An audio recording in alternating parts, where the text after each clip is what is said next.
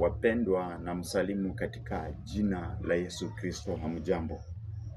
Mimi namshukuru Mungu kwa sababu ya uhai ambayo amenitunuku siku ya leo. Natumai pale popote penye upo pia umeona mkono wa Bwana.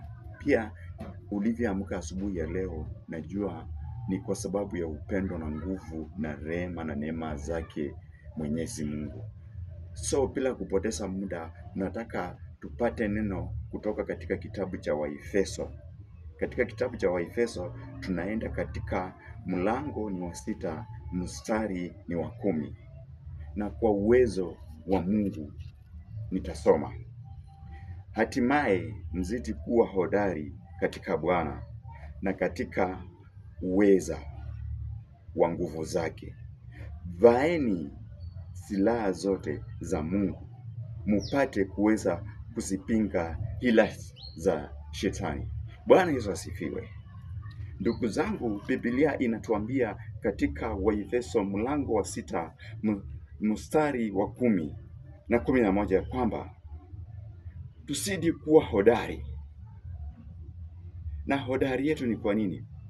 Unapoenda vita lazima uwe kuna silaha zenye umefanya ni umebeba, ndiposa sikaweze kukukinga kutokana na jambo lolote mbaya lenye linalotokea, ambapo ukikuwa na hiyo silaha kama ngao ama mkuki, utaona ya kwamba wewe pia vita itakapokaribia utajitetea na hizo silaha. Na hapa wapendwa, tunakuja katika mstari wa 11, inasema vaeni silaha zote za Mungu. Silaha za Mungu wapendwa, ni silaha kama gani?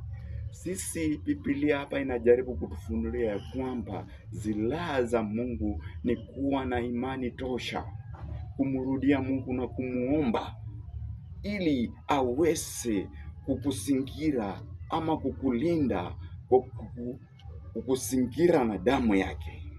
Uchawi unapokuja hautakupata. Misukumo ya wanadamu inapokuja haitakupata.